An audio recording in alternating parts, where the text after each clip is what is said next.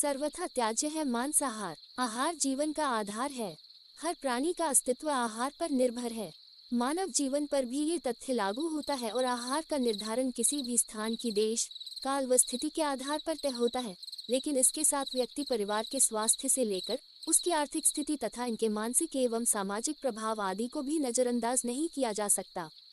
इंसान मूलतः शाकाहारी प्राणी है। उसकी आंत से लेकर दांत व शरीर की संरचना इसी तथ्य को इंगित करते हैं। किसी भी रूप में मांसाहार इंसान का नैसर्गिक आहार नहीं ठहरता। मांसाहारी जीवों की शारीरिक संरचना उनके प्रकृति प्रदत्त तारांकन मौलिक स्वभाव को निर्धारित करती है। जैसे उनके लंबे नाखून, नुकीले दांत होते हैं, वहाँ तो तारांकन में विशेष प्रकार के जैव रसायनों का स्त्राव होता है जो कच्चे मांस को गलाकर पचाने में समर्थ होते हैं, जबकि इंसान में ये क्षमताएं नहीं पाई जाती।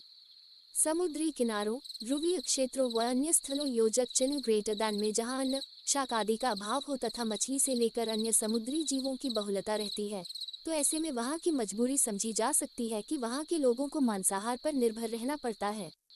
उत्तरी ध्रुव में एस्किमोज अधिकांश समय बर्फ के घरों में रहते हैं। वर्ष भर अधिकांश समय यहाँ चारों ओर बर्फ रहती है। घास नाम मात्र की होती है और अन्न व अन्य शाकाहारी खाद्य पदार्थों का अभाव रहता है।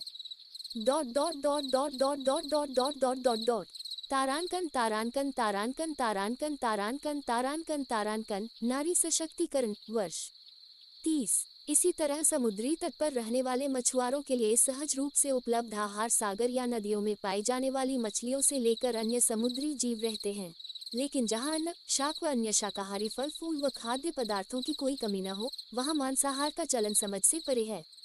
अधिकांशतः वहाँ स्वाद के लिए मांस का उपयोग किया जाता है। किसी जमाने में प्रारंभ परंपराओं व विषम परिस्थितियों के चलते जीवन निर्वाह के लिए संभव है कि कहीं कहीं मांसाहार को अपनाया जाता रहा हो, लेकिन बदलती अनुकूल परिस्थितियों के अनुरूप इनमें उपयुक्त सुधार करना अनिवार्य हो जाता था।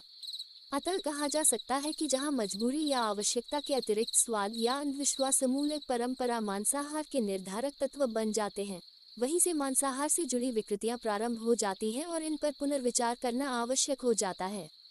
इंसान के लिए पहले तो किसी भी रूप में मांसाहार आदर्श भोजन की श्रेणी में नहीं आता। मांस भक्षण को शारीरिक पोषण व शक्ति का आधार मानना एक भ्रांति ही मानी जाएगी। हाथी, गेंडे से लेकर जिराफ व घोड़े जैसे विश्व के सबसे शक्तिशाली एवं स्फूर्तिवान प्राणी सब शाकाहारी ही हैं। इंसान में ही कितने शाकाहारी पहलवान हुए हैं और आज भी हैं, जो किसी भी रूप में शक्ति, स्फूर्ति व आरोग्य में मांसाहारियों से कम नहीं रहे, बल्कि उन पर भारी ही पड़ते देखे जा सकते हैं। आजकल जिस तरह के संक्रमण पशुओं में हो रहे हैं, इनका आहार के रूप में उपयोग खतरे से खाली नहीं रह गया है। इसके साथ मांस के लिए पाले जा रहे इन जीवों में त्वरित विकास के लिए कई तरह के घातक जैव रसायनों का उपयोग किया जाता है, जो स्वास्थ्य के लिए घातक रहते हैं। मांस को पचाने में शरीर को अतिरिक्त श्रम करना पड़ता है। कुल मिलाकर तन मन पर मांसाहार भारी ही पड़ता है और इसके साथ इसका तामसिक प्रभाव भी होता है। अतः किसी भी रूप में मांसाहार को उत्कर्ष के अभीप्सु मनुष्य के लिए उपयुक्त आहार नहीं कहा जा सकता। सबसे विचारणीय पक्ष है मांसाहार से जुड़ी जीव हिंसा। किसी भी रूप में निरीह जीवों की हत्या कर अपनी स्वाद लिप्सा की पूर्ति को उचित नहीं ठहराया जा सकता। ये सर्वथा एक पापजन्य कृत्य है, घृणित एवं त्याज्य कर्म है। कोई भी आध्यात्मिक ग्रंथ मांसाहार की इजाजत नहीं देता। महाभारत में कहा गया है कि जो व्यक्ति दूसरों के मांस से अपना मांस बढ़ाना चाहता है, उससे नीच और निर्दयी मनुष्य दूसरा कोई नहीं। मांस न तो घास से और न ही लकड़ी से और न ही पत्थर से पैदा होता है। मांस प्राणी की हत्या करने पर ही मिलता है, इसलिए मांस खाने में दोष है। जैसे हर व्यक्ति को अपना प्राण प्रिय होता है, वैसे ही सभी प्राणियों को अपने अपने प्राण प्रिय होते हैं।